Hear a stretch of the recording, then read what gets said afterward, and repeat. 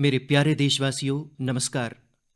जिसले मैं मन की बात करना तां इयां लगदा है जियां तुंदे बिच तुंदे परिवार दे सदस्य दे रूपा च मौजूद हाँ।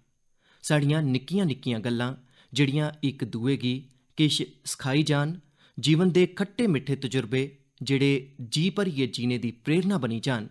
बस इयै ते है मन की बात। अज्ज 2021 दी जनवरी दा खीरी ध्याड़ा है। क्या तुस भी मेरे आला लेखा एह् सोचा करदे हो जे अजें किश दिन गै पैह्ले ते 2021 शुरू होआ हा? लगदा गै नेईं जे जनवरी दा पूरा म्हीना लंघी गया है। समें दी गति इस्सै गी ते आखदे न। किश दिन पैह्ले दी गै ते गल्ल लगदी ऐ जिसलै अस इक दूए गी शुभकामनां देआ करदे हे। फ्ही असें लोहड़ी मनाई, मकर संक्रांति मनाई, पोंगल बिहू मनाया। मुल्ख दे बक्ख-बक्ख हिस्सें च ध्यारें दी धूम रेही। 3 जनवरी गी असें नेताजी सुभाष चंद्र बोस हुंदे जन्मदिन गी पराक्रम दिवस दे तौर उप्पर मनाया ते 26 जनवरी गी गणतंत्र दिवस दी शानदार परेड भी दिक्खी। राष्ट्रपति जी हुंदे पासेआ संसद दे सांझे इजलास गी संबोधन परैंत बजट सत्र भी शुरू होई गेआ है। इनें सभनें दे बिच इक होर कम्म होआ जेह्दा असें सभनें गी बड़ा इंतजार रौंह्दा है। एह् है पद्म पुरस्कारें दा ऐलान। राष्ट्र ने गैर मामूली कम्म करा करदे लोकें गी उंदियें उपलब्धियें ते मनुक्खता दे प्रति उंदे योगदान लेई सम्मानित कीता। इस ब'रे भी पुरस्कार हासल करने आह्लें च ओह् लोक शामल न जिनें बक्ख-बक्ख खेत्तरें च बेहतरीन कम्म कीता है, अपने कम्में कन्नै कुसै दा जीवन बदलेआ है, मुल्ख गी अग्गे बधाया है। यानी जमीनी स्तर उप्पर कम्म करने आह्ले गुमनाम नायकें गी पद्म सम्मान देने दी जेह्ड़ी परंपरा मुल्ख ने किश ब'रे पैह्ले शुरू कीती ही, ओह् इस बारी भी कायम रखी गेई है। मेरी तुसें सभनें गी गुजारिश है जे इनें लोकें दे बारे च, उंदे योगदान दे बारे च पक्क गै जानो, परोआर च उंदे बारे च चर्चा करो। दिक्खेओ सभनें गी एह्दे कन्नै किन्नी प्रेरणा मिलदी है। इस म्हीने क्रिकेट पिच थमां भी बड़ी शैल खबर मिली। साड़ी क्रिकेट टीम ने शुरुआती दिक्कतें मगरा शानदार वापसी करदे होई आस्ट्रेलिया च सीरीज़ जित्ती। साढ़े खडारियें दी सख्त मेहनत ते टीम वर्क प्रेरित करने आह्ला है। इनें सभनें दे बिच दिल्ली च 26 जनवरी गी तिरंगे दा अपमान दिक्खियै मुल्ख बड़ा दुखी भी होआ। असें औने आह्ले समें गी नमीं मेद ते नमेंपन कन्नै भरना है। असें पिछले ब'रे गैर मामूली सबर ते दलेरी दा परिचय दित्ता। इस ब'रे भी असें सख्त मेहनत करियै अपने ध्येइयें गी पूरा करना है, अपने मुल्ख गी होर तेज रफ्तार कन्नै अग्गे लेई जाना है। मेरे प्यारे देशवासियों, इस ब'रे दी शुरुआत दे कन्नै गै कोरोना दे खिलाफ साड़ी लड़ाई गी भी करीब करीब इक ब'रा पूरा होई गेआ है। जियां कोरोना दे खिलाफ भारत दी लड़ाई इक मिसाल बनी है, उआं गै हून साड़ा टीकाकरण कार्यक्रम भी दुनिया च इक मिसाल बना करदा है। अज्ज भारत दुनिया दा सभनें शा बड्डा कोविड वैक्सीन कार्यक्रम चला करदा है। तुस जानदे हो होर भी मते मानने आह्ली गल्ल केह् है? अस सभनें शा बड्डे वैक्सीन कार्यक्रम दे कन्नै गै दुनिया च सभनें शा तेज रफ्तार कन्नै अपने बसनीकें दा टीकाकरण भी करा करने आं। छड़े 15 दिनें च भारत अपने 3 लक्ख कोला मते कोरोना योद्धाएं दा टीकाकरण करी चुके दा है, जिसले कि अमरीका जनेह् समृद्ध मुल्ख गी इस्सै कम्मै च 18 दिन लग्गे हे ते ब्रिटेन गी 36 ध्याड़े। साथियो, मेड इन इंडिया वैक्सीन अज्ज भारत दी आत्म निर्भरता दा ते प्रतीक है गै, भारत दे आत्म गौरव दा भी प्रतीक है। नमो ऐप उप्पर यूपी थमां भ्रा हिमांशु यादव होरें लिखेआ है जे मेड इन इंडिया वैक्सीन कन्नै मनै च इक नमां आत्म विश्वास आई गेआ है। मदुरै थमां कीर्ति जी लिखदियां न जे उंदे केईं विदेशी दोस्त उनेंगी संदेस भेजियै भारत दा शुक्रिया अदा करा करदे न। कीर्ति जी हुंदे दोस्तें उनेंगी लिखेआ है जे भारत ने जिस चाल्ली कोरोना खिलाफ लड़ाई च दुनिया दी मदद कीती है, ओह्दे कन्नै भारत दे बारे च उंदे मनै च इज्जत होर भी बधी गेई है। कीर्ति जी मुल्ख दा एह् गौरवगान सुनियै मन की बात दे श्रोतें गी भी गर्व हुंदा है। अजकल मिगी भी बक्ख-बक्ख मुल्खें दे राष्ट्रपति ते प्रधानमंत्रियों दी तरफा भारत लेई नेह् गै संदेस मिलदे न। तुसें भी दिक्खेआ होग, उ'नें ब्राज़ील दे राष्ट्रपति होरें ट्वीट करियै जिस चाल्ली कन्नै भारत गी धन्नवाद दित्ता है, ओह् दिक्खियै हर भारती गी किन्ना खरा लग्गा। ज्हारें किलोमीटर दूर दुनिया दे दूर दरेडे कोने दे बसनीकें गी रामायण दे उस प्रसंग दी इन्नी डूंगी जानकारी है, उंदे मनै पर डूंगा प्रभाव है। एह् साड़ी संस्कृति दी खासियत है। साथियो, इस टीकाकरण कार्यक्रम च तुसें इक होर गल्लै पर जरूर ध्यान दित्ता होग। संकट दे समें च भारत दुनिया दी सेवा इस करियै करी सकारदा है की जे भारत अज्ज दवाइयें ते वैक्सीन गी लेइयै सक्षम है, आत्मनिर्भर है। इ'यै सोच आत्मनिर्भर भारत अभियान दी बी है। भारत जिन्ना सक्षम होग, उन्नी गै मती मनुक्खता दी सेवा करोग, उन्ना गै मता लाह् दुनिया गी होग। मेरे प्यारे देशवासियो, हर बारी तुंदी केईं सारी चिट्ठियां मिलदियां न। नमो ऐप ते माई गॉव उप्पर तुंदे संदेश, फोन कॉल्स दे राहें तुंदियां गल्लां जानने दा मौका मिलदा है। इनें संदेशें चा इक ऐसा भी संदेश है जिसने मेरा ध्यान खिच्चेआ। एह् संदेश है भैन प्रियंका पांडे जी हुंदा। 23 ब'रें दियां धी प्रियंका जी हिंदी साहित्य दियां विद्यार्थिनी न ते बिहार दे सिवान च रौंह्दियां न। प्रियंका जी होरें नमो ऐप उप्पर लिखेआ है जे ओह् देसै दियें 15 घरेलू सैलसफा थाह्रें पर जाने दे मेरे सुझाऽ थमां बड़ियां प्रेरित होइयां हियां। इस करियै 1 जनवरी गी ओह् इक थाह्रै लेई निकलियां जेह्ड़ी बड़ी खास ही। ओह् जगह ही उंदे घरै थमां 15 किलोमीटर दूर देसै दे पैह्ले राष्ट्रपति डॉक्टर राजेंद्र प्रसाद जी हुंदा पुश्तैनी निवास। प्रियंका जी होरें बड़ी शैल गल्ल लिखी है जे अपने मुल्क दियें महान विभूतियें गी जानने दी दिशा च उंदा एह् पैह्ला कदम हा। प्रियंका जी होरें गी उत्थे डॉक्टर राजेंद्र प्रसाद जी हुंदे पासेआ लिखी गेदियां कताबां मिलियां, नेकां ऐतिहासिक तस्वीरां मिलियां। वाकई प्रियंका जी तुंदा एह् तजुर्बा होरनें गी भी प्रेरित करोग। साथियो, इस ब'रे थमां भारत अपनी आज़ादी दे 75 ब'रें दा समारोह अमृत महोत्सव शुरू करन जा'रदा है। ऐसे च एह् साढ़े ओकड़े महानायकें कन्नै जुड़ी दियें मकामी थाह्रें दा पता लाने दा बेहतरीन समें है जिंदी वजह करी असेंगी आज़ादी मिली।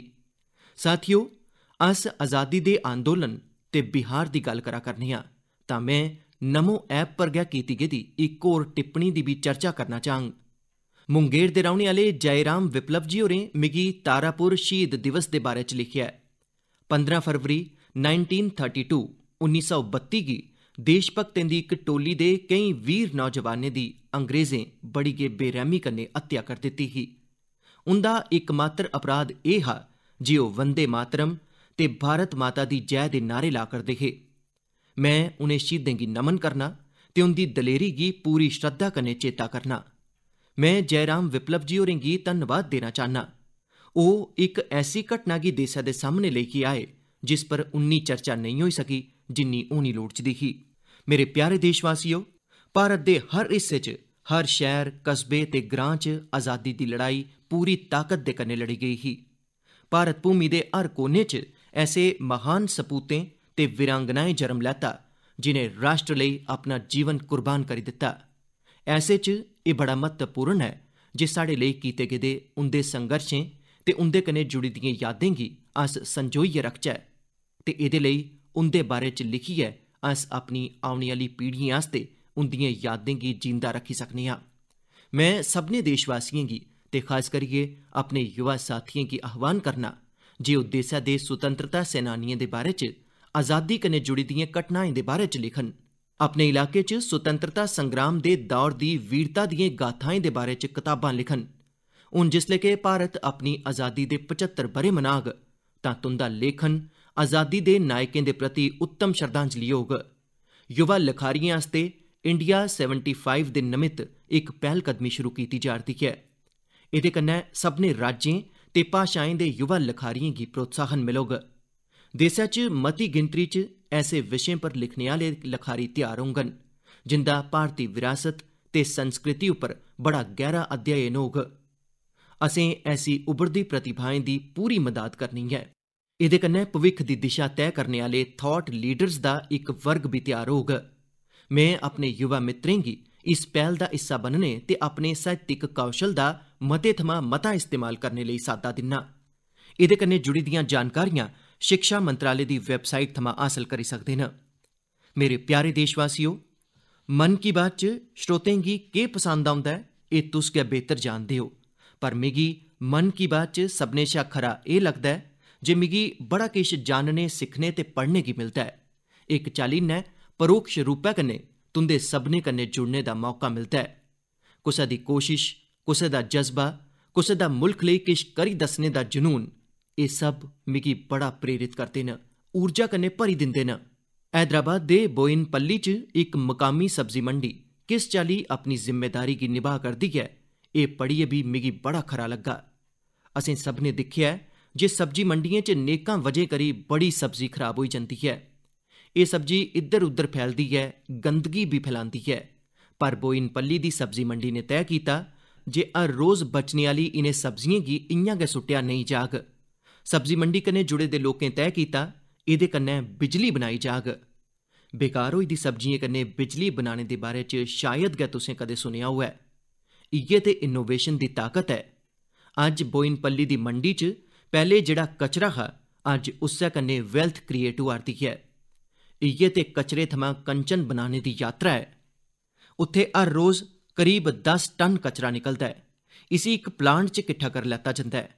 प्लांट दे अंदर इस कचरे थमां हर रोज 500 यूनिट बिजली बनदी ऐ ते करीब 30 किलो जैविक ईंधन भी बनदा ऐ। इस बिजली कन्नै गै सब्जी मंडी च रोशनी होंदी ऐ ते जेह्ड़ा जैविक ईंधन बनदा ऐ, ओह्दे कन्नै मंडी दी कैंटीन च रुट्टी बनाई जंदी ऐ ना कमाल दी कोशिश। ऐसा गै इक कमाल हरियाणा दे पंचकुला दी बड़ौत ग्राम पंचायत ने भी करियै दस्सेआ ऐ। इस पंचायत दे इलाके च पानी दी निकासी दी समस्या ही। इस वजह करी गंदा पानी इद्धर उद्धर फैला करदा हा, बमारी फैलांदा हा।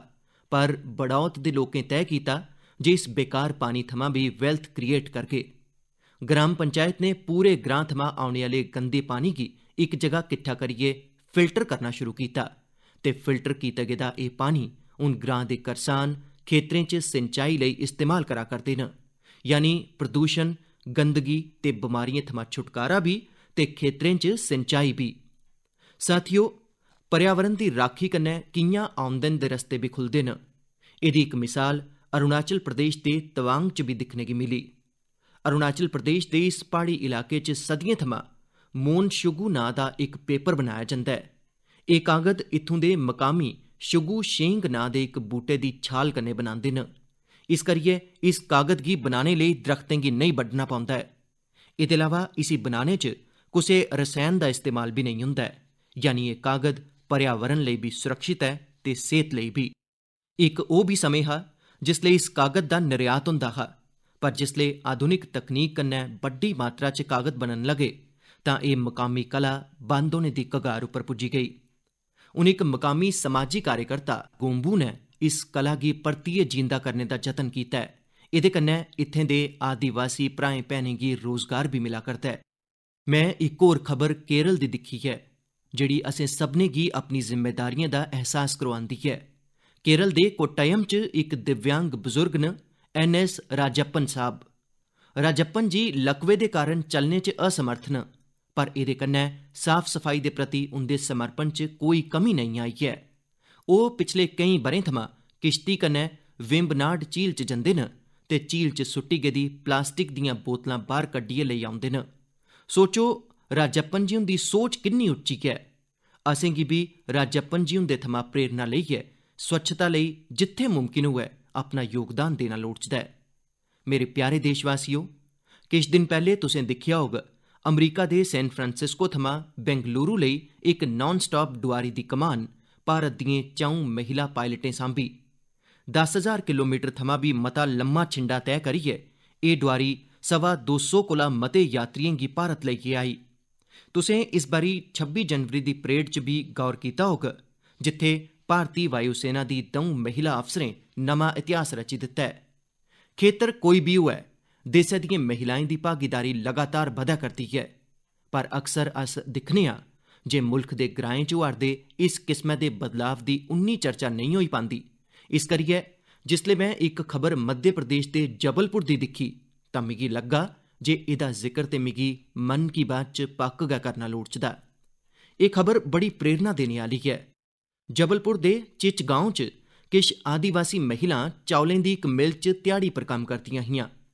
कोरोना वैश्विक महामारी ने जिस चाल्ली दुनिया दे हर इक माह्नुऐ गी प्रभावित कीता, उस्सै चाल्ली एह् महिलां भी प्रभावित होईयां। उंदी चावलें दी मिल च कम्म रुकी गेआ। स्वाभाविक है जे एह्दे कन्नै आमदन दी भी दिक्कत औन लगी, पर एह् निराश नेईं होईयां। इनें हार नेईं मन्नी। इनें तय कीता जे एह् किट्ठे मिलियै आपूं अपनी चावलें दी मिल शुरू करङन। जिस मिल च एह् कम्म करदियां हियां, ओह् अपनी मशीन भी बेचना चांह्दी ही। इंदे चा मीना राहंग डाले जी होरें सभनें महिलाएं गी जोड़ियै आप सहायता समूह बनाया ते सभनें अपनी बचाई दी पूंजी थमां पैसा जुटाया। जेड़ा पैसा थुड़ी गया ओह्दे लेई आजीविका मिशन दे तैह्त बैंक थमां दोआर लेई लैता ते हुण दिक्खो इनें आदिवासी भैनें उ'ऐ चावलें दी मिल खरीदी लैती जेह्दे च ओह् कदें कम्म करदियां होंदियां हियां। अज्ज ओह् आपूं अपनी चावलें दी मिल चला करदियां न। इन्ने गै दिनें च इस मिल ने करीब 3 लक्ख रपें दा मुनाफा भी कमाई लैता ऐ। इस मुनाफे कन्नै मीना जी ते उंदी साथी सभनें शा पैह्ले बैंक दा कर्जा चुकाने ते फ्ही अपने बपार गी बधाने लेई त्यारी करा करदियां न। कोरोना ने जेड़े हालात बनाए ओह्दे नै मुकाबले आस्ते मुल्ख दे कोने कोने च ऐसे अनोखे कम्म होए न। मेरे प्यारे देशवासियो, जेकर मैं तुंदे कन्नै बुंदेलखंड दे बारे च गल्ल करां तां ओह् केड़ियां चीजां न जेड़ियां तुंदे मनै च औङन? इतिहास च दिलचस्पी रखने आह्ले लोक इस खेतर गी झांसी दी रानी लक्ष्मी बाई दे कन्नै जोड़ङन। उत्थै गै किश लोक खूबसूरत ते शांत ओरछा दे बारे च सोचङन। किश लोकें गी इस इलाके च पौने आह्ली बड़ी मती गर्मी दा बी चेता आई जाग। पर इनें दिनें इत्थें किश बक्ख होआ करदा ऐ जेह्ड़ा बड़ा उत्साह बधाने आह्ला ऐ ते जेह्दे बारे च असेंगी पक्क गै जानना लोड़चदा ऐ। पिछले दिनें झांसी च 1 म्हीने तगर चलने आह्ला स्ट्राबेरी फेस्टिवल शुरू होआ। हर कुसै गी हैरानगी हुंदी ऐ, स्ट्राबेरी ते बुंदेलखंड, पर इ'यै सच्चाई ऐ। हून बुंदेलखंड च स्ट्राबेरी दी खेती गी लेइयै उत्साह बधा करदा ऐ ते एह्दे च बड़ी बड्डी भूमिका निभाई ऐ झांसी दी इक धीऽ गुरलीन चावला होरें। कानून दी पढ़ाई करने आह्ली गुरलीन ने पैह्ले अपने घरै पर ते फ्ही खेतरै च स्ट्राबेरी दी खेती दा कामयाब प्रयोग करियै एह् विश्वास जगाया ऐ जे झांसी च बी एह् होई सकदा ऐ। झांसी दा strawberry festival stay at home concept उप्पर जोर दिंदा ऐ। इस महोत्सव दे राहें करसानें ते युवाएं गी अपने घरै दे पिच्छे खाली थाह्रै जां छत्तै पर टेरेस गार्डन च बागवानी करने ते स्ट्राबेरीज उगाने लेई प्रोत्साहित कीता जा'रदा ऐ। नमीं टेक्नोलाजी दी मदद कन्नै ऐसे गै जतन देसै दे होरनें हिस्सें च बी होआ करदे न। जेड़ी स्ट्राबेरी कदें प्हाड़ें दी पंछान ही, हून कच्छ दी लेतरी जिमीं पर बी होन लगी पेई ऐ। करसानें दी आमदन बधा करदी ऐ। साथियो, स्ट्राबेरी फेस्टिवल जनेह् प्रयोग इनोवेशन दी भावना गी ते प्रदर्शित करदे गै न, कन्नै गै इब्बी दसदे न जे साढ़े देसै दा कृषि क्षेत्र कि'यां नमीं टेक्नोलाजी गी अपना करदा ऐ। साथियो, खेती गी आधुनिक बनाने लेई सरकार प्रतिबद्ध ऐ ते नेकां गैईं पुट्टा बी करदी ऐ। सरकार दे जतन अग्गै बी जारी रौह्ङन। मेरे प्यारे देशवासियो, किश गै दिन पैह्ले मैं इक वीडियो दिक्खेआ। ओह् वीडियो पच्छम बंगाल दे वेस्ट मिदनापुर स्थित नया पिंगला ग्रां दे इक चित्रकार सरमुद्दीन हुंदा हा। ओह् खुशी जाह्र करा करदे हे जे रामायण उप्पर बनाई दी उंदी पेंटिंग 2 लक्ख रपें च बिकी ऐ। एह्दे कन्नै उंदे ग्रां आह्लें गी बी बड़ी खुशी मिली ऐ। इस वीडियो गी दिक्खने परैंत मिगी एह्दे बारे च होर मता जानने दी उत्सुकता होई। इस्सै क्रम च मिगी पच्छम बंगाल कन्नै जुड़ी दी इक बड़ी खरी पैह्ल दे बारे च जानकारी मिली, जिसी मैं तुंदे कन्नै जरूर सांझा करना चाहंग। सैलसफा मंत्रालय दे क्षेत्रीय दफ्तर ने म्हीने दे शुरू च गै बंगाल दे ग्राएं च इक इनक्रेडिबल इंडिया वीकेंड गेटवे दी शुरुआत कीती। एह्दे च पच्छम मिदनापुर, बांकुरा, बीरभूम, पुरुलिया, पूर्व बर्धमान, उत्थे दे हस्तशिल्प कलाकारें उत्थे औने आह्लें आस्ते हैंडीक्राफ्ट वर्कशाप आयोजित कीती। मिगी इब्बी दस्सेआ गेआ जे इनक्रेडिबल इंडिया वीकेंड गेटवेज दे दरान दस्तकारियें दी जेह्ड़ी कुल बिक्री होई ओह् हस्तशिल्पकारें गी बड़ा प्रोत्साहित करने आह्ली ऐ। मुल्ख भरै च लोक बी नमें नमें तरीकें कन्नै साढ़ी कला गी लोकप्रिय बना करदे न। ओडिशा दे राउरकेला दी भाग्यश्री साहू होरें गी दिक्खी लैओ। उ'आं ते ओह् इंजीनियरिंग दी छात्रा न, पर पिछले किश म्हीनें च उ'नें पट्टचित्र कला गी सिक्खना शुरू कीता ते ओह्दे च म्हारत हासल करी लैती ऐ। पर क्या तुस जानदे हो जे उ'नें पेंट कुत्थै कीता? सॉफ्ट स्टोन्स उप्पर। कॉलेज जाने दे रस्ते च भाग्यश्री होरें गी एह् सॉफ्ट स्टोन्स मिले। उ'नें इनेंगी किट्ठा कीता ते साफ कीता। मगरा उ'नें हर रोज 2 घैंटे इनें पत्थरें पर पट्टचित्र शैली च पेंटिंग कीती। ओह् इनें पत्थरें गी पेंट करियै उनेंगी अपने दोस्तें गी तोहफे देन लगी पेइयां। लॉकडाउन दे दरान उ'नें बोतलें पर बी पेंट करना शुरू करी दित्ता। हून ते ओह् इस कला पर कार्यशालां बी आयोजित करदियां न। किश दिन पैह्ले गै सुभाष बाबू हुंदी जयंती पर भाग्यश्री होरें पत्थर पर गै उनेंगी अनोखी श्रद्धांजलि दित्ती। मैं भविक्ख दे उंदे जतनें लेई शुभकामनां दिन्ना। कला ते रंगें दे राहें बड़ा किश नमां सिक्खेआ जाई सकदा है, कीता जाई सकदा है। झारखंड दे दुमका च कीते गेदे इक ऐसे गै अनोखे जतन दे बारे च मिगी दस्सेआ गेआ। इत्थे मिडल स्कूल दे इक प्रिंसीपल ने बच्चें गी पढ़ाने ते सिखाने आस्ते ग्रां दी कंधें गी गै अंग्रेजी ते हिंदी दे अक्खरें कन्नै पेंट करोआई दित्ता। कन्नै गै ओह्दे च बक्ख-बक्ख चित्र बी बनाए गेदे न। एह्दे कन्नै ग्रां दे बच्चें गी बड़ी मदाद मिला करदी है। मैं ऐसे सभनें लोकें दा अभिनंदन करना जेह्ड़े इस चाल्ली दे जतनें च लग्गे दे न। मेरे प्यारे देशवासियो, भारत थमां हजारां किलोमीटर दूर केईं महासागरें महाद्वीपें दे पार इक मुल्ख है जेह्दा नांऽ है चिली। भारत थमां चिली पुज्जने च बड़ा मता समें लगदा है, पर भारती संस्कृति दी खुशबू उत्थे बड़े समें पैह्ले थमां गै फैली दी है। इक होर खास गल्ल एह् है जे उत्थे योग बड़ा मता लोकप्रिय है। तुसें गी एह् जानियै खरा लग्गोग जे चिली दी राजधानी सेंटियागो च 30 शा मते योग विद्यालय न। चिली च अंतर्राश्ट्री योग दिवस बी बड़े गै उत्साह कन्नै मनाया जंदा है। मिगी दस्सेआ गेआ है जे हाउस ऑफ डेपुटीज च योग दिवस गी लेइयै बड़ी गै गर्मजोशी भरोचा माहौल होंदा है। कोरोना दे इस समें च इम्यूनिटी पर जोर ते इम्यूनिटी बधाने च योग दी ताकत गी दिखदे होई हून ओह् लोक योग गी पैह्ले थमां बड़ा मता महत्व देआ करदे न। चिली दी कांग्रेस यानी उत्थें दी पार्लीमेंट ने इक प्रस्ताव पारित कीता है। उत्थे 4 नवंबर गी नेशनल योगा डे घोषित किया गया है। हून तुस सोची सकते हो जे आखिर 4 नवंबर च ऐसा केह् है। 4 नवंबर 1962 गी गै चिली दा पहला योग संस्थान होजे राफाल एस्ट्राडा पासेआ स्थापित किया गया हा। इस दिन गी नेशनल योगा डे घोषित करियै एस्ट्राडा जी होरें गी भी श्रद्धांजलि दित्ती गई है। चिली दी पार्लीमेंट पासेआ एह् इक खास सम्मान है जिदे पर हर भारती गी गर्व है। उआं चिली दी संसद कन्नै जुड़ी दी इक होर गल्ल तुसें गी दिलचस्प लग्गोग। चिली सीनेट दे वाइस प्रेसिडेंट हुंदा नांऽ रविंद्रनाथ क्विंटेरोस है। उंदा एह् नांऽ विश्व कवि गुरुदेव टैगोर हुंदे थमां प्रेरित होइयै रखेआ गेआ है। मेरे प्यारे देशवासियो, माई गॉव उप्पर महाराष्ट्र दे जालना दे डाक्टर स्वप्निल मंत्री ते केरल दे पलक्कड़ दे प्रहलाद राजगोपालन होरें गुजारिश कीती है जे मैं मन की बात च सड़क सुरक्षा पर भी तुंदे कन्नै गल्ल करां। इस्सै म्हीने 18 जनवरी थमां 17 फरवरी तगर साढ़ा मुल्ख सड़क सुरक्षा माह यानी रोड सेफ्टी मंथ भी मना करदा है। सड़क हादसे अज्ज साढ़े देशा च गै नेईं पूरी दुनिया च चैंता दा विशे न। अज्ज भारत च रोड सेफ्टी लेई सरकार दे कन्नै गै व्यक्तिगत ते सामूहिक स्तर उप्पर केईं किस्मै दे जतन भी कीते जा'रदे न। जीवन बचाने दे इनें जतनें च असें सभनें गी सक्रिय रूप कन्नै भागीदार बनना लोड़चदा है।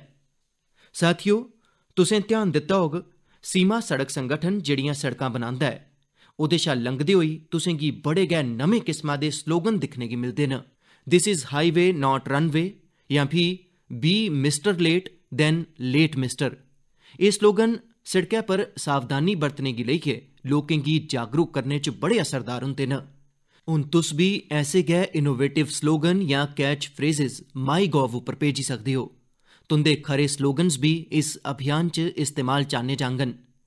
साथियो, रोड सेफ्टी दे बारे च गल्ल करदे होई मैं नमो ऐप पर कोलकाता दी अपर्णा दास जी हुंदी इक पोस्ट दी चर्चा करना चाहंग। अपर्णा जी होरें मिगी फास्टैग प्रोग्राम पर गल्ल करने दी सलाह दित्ती है। उंदा आखना है जे फास्टैग कन्नै यात्रा दा तजुर्बा गै बदली गेआ है। एह्दे कन्नै समें दी ते बचत होंदी गै है, टोल प्लाजा पर रुकने, नगद भुगतान दी चैंता करने जनेहियां दिक्कतां भी खत्म होई गेइयां न। अपर्णा जी हुंदी गल्ल स्हेई भी है। पैह्ले साढ़े इत्थे टोल प्लाजा पर इक गड्डी गी औसतन 7 थमां 8 मिंट लग्गी जंदे हे, पर फास्टैग औने परैंत एह् समें औसतन छड़ा 1.5-2 मिंट गै रेही गेआ है। टोल प्लाजा पर बलगने दे समें च कमी औने कन्नै गड्डी दे ईंधन दी बचत भी होआ'रदी है। एह्दे कन्नै देशवासियें दे करीब 21,000 करोड़ रपे बचने दा अनुमान है, यानी पैसे दी भी बचत ते समें दी भी बचत। मेरी तुसें सभनें गी गुजारिश है जे सभनें दिशा निर्देशें दा पालन करदे होई अपना भी ध्यान रखो ते दुएं दा जीवन भी बचाओ। मेरे प्यारे देशवासियो, साढ़े इत्थे आखेआ जंदा है जल बिंदु निपातेन क्रमशः पूर्यते घटः, यानी इक इक बूंद कन्नै गै घड़ा भरदा है। साढ़े इक इक जतन कन्नै गै साढ़े धैये पूरे होंदे न। इस करियै 2021 दी शुरुआत जेह्ड़े लक्ष्यें दे कन्नै असें कीती है उनेंगी असें सभनें मिलियै गै पूरा करना है तां आओ अस सब्भै मिलियै इस ब'रे गी सार्थक करने लेई अपने अपने कदम बधाचै। तुस अपना सनेहा, अपने विचार पक्क गै भेजदे रवो। अगले म्हीने अस फ्ही मिलगे। इति विदा पुनर्मिलनाय।